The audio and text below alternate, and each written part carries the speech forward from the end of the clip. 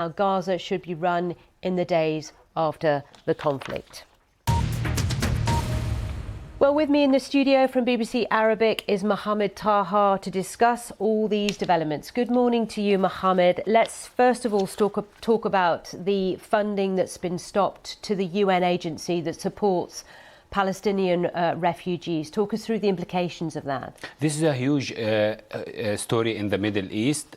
The UNRWA is looking after more than 5 million people in the Middle East, refugees in Gaza, in the West Bank, in Jordan, in Lebanon, and in Syria. Actually, the numbers of refugees in Jordan that the UNRWA is looking after are more than the numbers of the people who are living in Gaza. So this is a widespread issue. So it doesn't just impact their operations in Gaza, but more significantly in Jordan?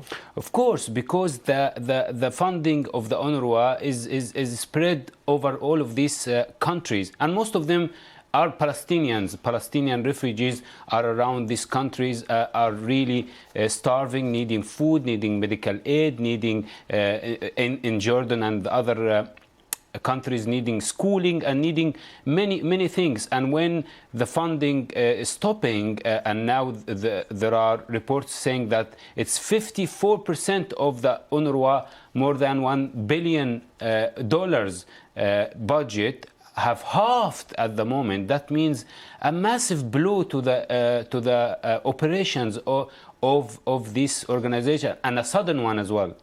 Let's talk about the ongoing negotiations that are happening, a possibility of a truce. Do you think we could see a breakthrough on this week? This depends on the Israeli cabinet that is going to meet today to discuss the outcomes of the quadrate meeting that happened in Paris.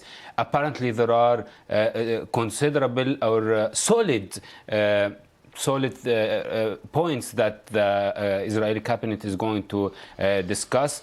We don't know much about that. It is a bit